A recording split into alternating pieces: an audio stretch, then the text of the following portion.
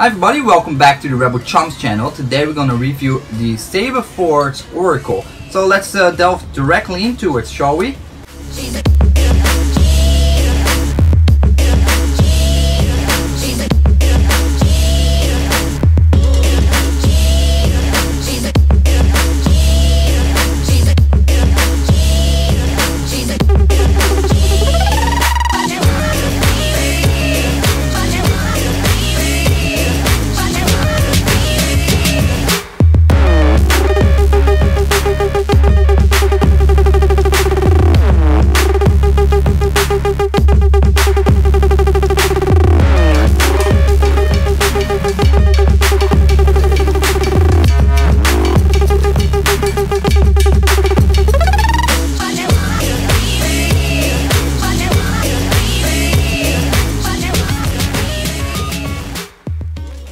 And welcome back. Now we're gonna take a close-up look of the Saberforge Oracle in the weathered finish. Let's start with the pommel. Really nice pommel. I really dig this pommel. The null texture, the deep socket for sound vent. It's really nice. It's also nice because the Covertech wheel has some spacing between the end of the pommel of the saber basically and the Covertech itself, so it's a little bit higher up on the hip, but nonetheless very cool. Let me just unscrew it for a second so I can show you guys. Nice threading, nice clean hilt inside, around an inch of space between the speaker vent and where you would house the speaker if you want to install a soundboard in this baby. Let me put back the pommel really quick. Here we go. Then it has a very small Faux or real leather wrap. I'm not sure if it's Faux or real. Looks cool. It smells like leather, and it's just a small piece of wrap, and it helps to add some value to the overall aesthetics of this hilt. It's nicely done. Then we go to the midsection again. That knurled grip that comes from the pommel goes all the way to the switch section. It's like there's like this continuous theme in the saber, which I really like. Really grippy area. This is where you grip most of your hands, so it's really comfortable, and I really find it very pleasing to have that nulled gripping on there. It really helps with my sweaty hands because I live in Hong Kong. It's very humid and hot, so having that is awesome. It's really helpful. And then we go to the choke point. Not as shallow as a choke point as, for example, the Acolyte, I believe. This is a slightly thicker midsection, but nonetheless very nice. It's grippy. It has a nice feel to it. It doesn't hurt the hands on the top of your hands here. When you choke it on the highest point here, it's actually very comfortable. There's nowhere to be found any sharp edges on this saber on the bottom section, nor on the top section. Everything is smooth. Nothing hurts my fingers at all. And speaking of that, this is the top section. Very unique looking emitter section. So blade plug retention screw on this side and the LED retention screw on this side. So the socket is around this deep, and this is actually saber where these two halves actually contribute on providing support on the hilt, on the blade I should say. So basically you have this much of blade protection on one end, and here's a little bit shorter, but I mean the blade's quite deep inside the socket, and it has protection from both ends. It's not sharp, so you will not damage your opponent's blades or hilt when accidentally stabbing on this section on each other's hilt or blade, which with some hilt designs will have some impact on the opponent's hilt or blade.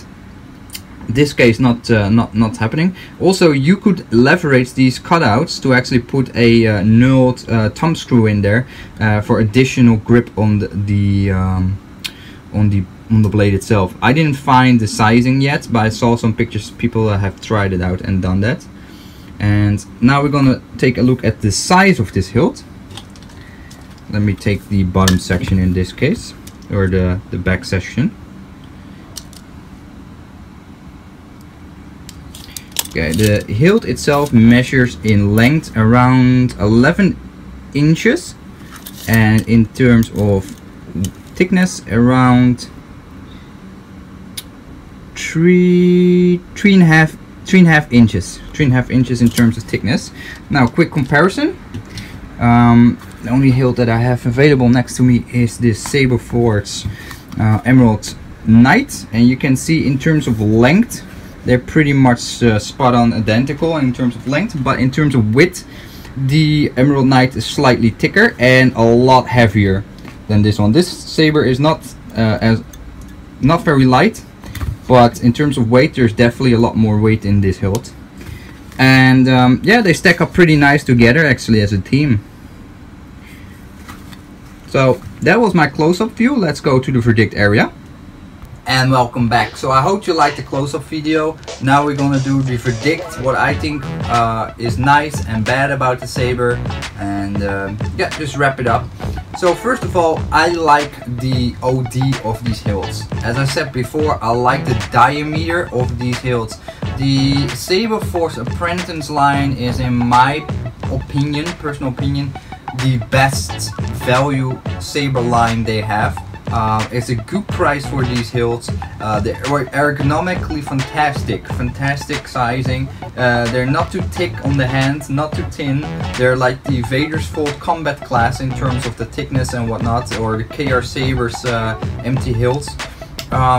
They're just fantastic to hold, to play with. They're not too expensive, so if they fall on the ground, get dinged, you won't break your heart, honestly.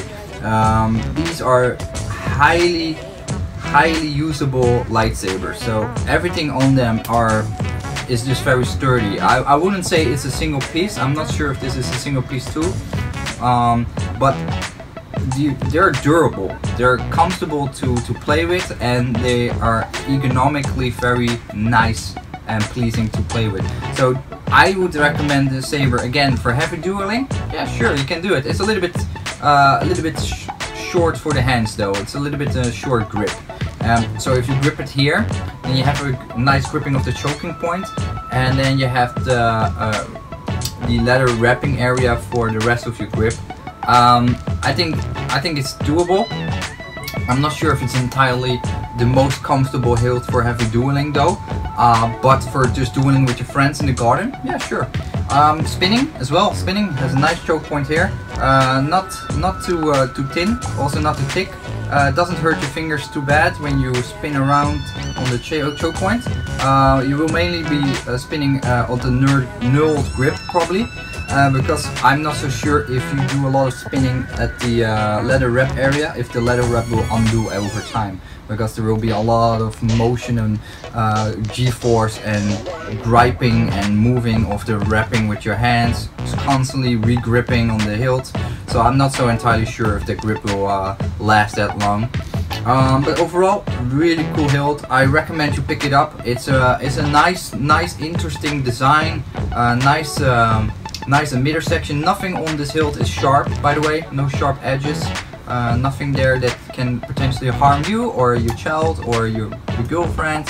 So it's a safe bet. It's a nice saber, either in the weathered version or in the plain version. I like the recessed button area, comfortable and yet very cool looking. So I hope you like this video. Please leave a like and subscribe if you can, because that really will be helpful for me to make more reviews for you about lightsabers and whatnot. So hopefully see you in the next video, because I have a whole bunch of lightsaber reviews already lined up. So thank you for watching and see you in the next video. Stay scummy!